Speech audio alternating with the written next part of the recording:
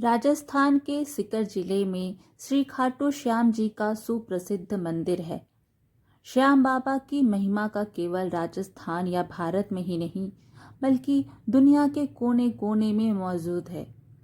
तो आइए जानते हैं कि कौन थे खाटू श्याम जी और क्या है उनकी कहानी। खाटू श्याम जी का असली नाम बर्बरिक है। महाभारत की एक कथानुसार बर्बरिक का सिर राजस्थान के खाटू नगर में दफना दिया था, इसलिए बर्बरिक जी का नाम खाटू श्याम बाबा के नाम से प्रसिद्ध हुआ। वर्तमान में खाटू नगर सीकर जिले के नाम से जाना जाता है। खाटू श्याम बाबा जी कलयुग में श्री कृष्ण भगवान के अवतार के रूप में माने जाते हैं।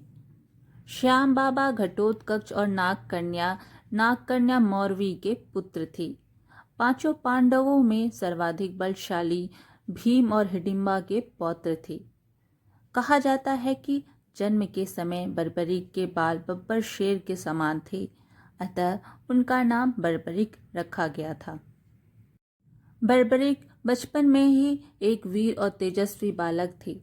बर्बरिक ने भगवान श्री कृष्ण और अपनी मां मौरवी से युद्ध कला कौशल सीखकर निपुणता प्राप्त कर ली थी। बर्बरिक ने भगवान शिव की घोर तपस्या की थी, जिसके आशीर्वाद स्वरूप भगवान शिव ने बर्बरिक को 3 चमत्कारी बाण प्रदान किए। इसी कारणवश बर्बरिक का नाम 3 बाणधारी के रूप में भी प्रसिद्ध है। भगवान अग्निदेव ने बर्बरिक को एक दिव्य धनुष दिया था, जिससे वो तीनों लोकों पर विजय प्राप्त करने में समर्थ थे। जब कौरवों पांडवों का युद्ध होने का सूचना बर्बरिक को मिली तो उन्होंने भी युद्ध में भाग लेने का निर्णय लिया। बर्बरिक अपनी मां का आशीर्वाद लिए और उन्हें हारे हुए पक्ष का साथ देने का वचन देकर निकल पड़े। इसी वचन के कारण हारे का सहारा बाबा श्याम हमारा यह बात प्रसिद्ध हुई। जब बर्बरिक जा रहे थे तो उन्हें मार्ग में एक ब्राह्मण मिला। यह ब्राह्मण कोई और नहीं भगवान श्री कृष्ण थे, जो कि बर्बरिक की परीक्षा लेने चाहते थे। ब्राह्मण बने श्री कृष्ण ने बर्बरिक से प्रश्न किया कि वो मात्र 3 बाण लेकर लड़ने जा रहा है। मात्र 3 बाण से कोई युद्ध कैसे लड़ सकता है?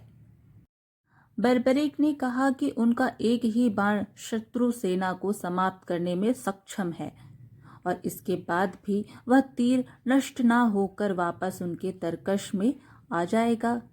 अतः अगर तीनों तीर के उपयोग से तो संपूर्ण जगत का विनाश किया जा सकता है।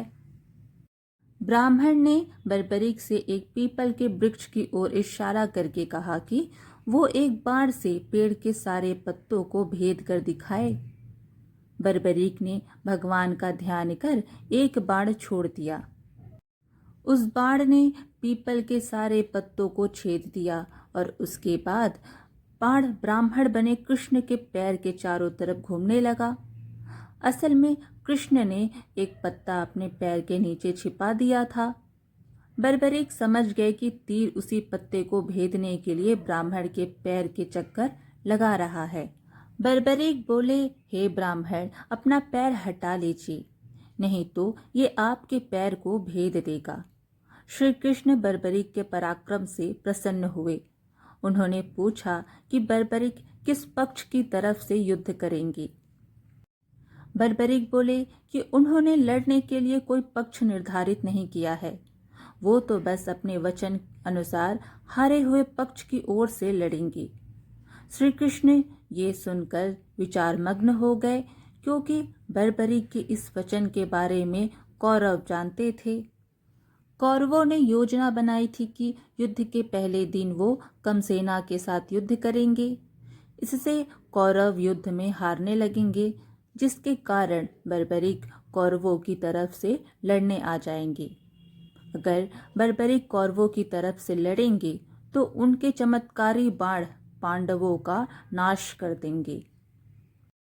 कौरवों की योजना विफल करने के लिए ब्राह्मण बने कृष्ण ने बर्बरिक से एक दान देने का वचन मांगा। बर्बरिक ने दान देने का वचन दे दिया। अब ब्राह्मण ने बर्बरीक से कहा कि उसे दान में बर्बरीक का सिर चाहिए। इस अनोखे दान की मांग सुनकर बर्बरीक आश्चर्यचकित हुए और समझ गए कि यह ब्राह्मण कोई सामान्य व्यक्ति नहीं है।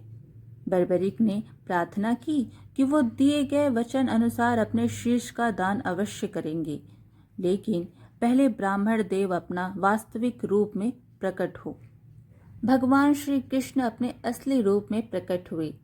बर्बरीक बोले कि हे देव, मैं अपना शीश देने के लिए वचनबद्ध हूँ, लेकिन मुझे युद्ध अपनी आंखों से देखने की इच्छा है।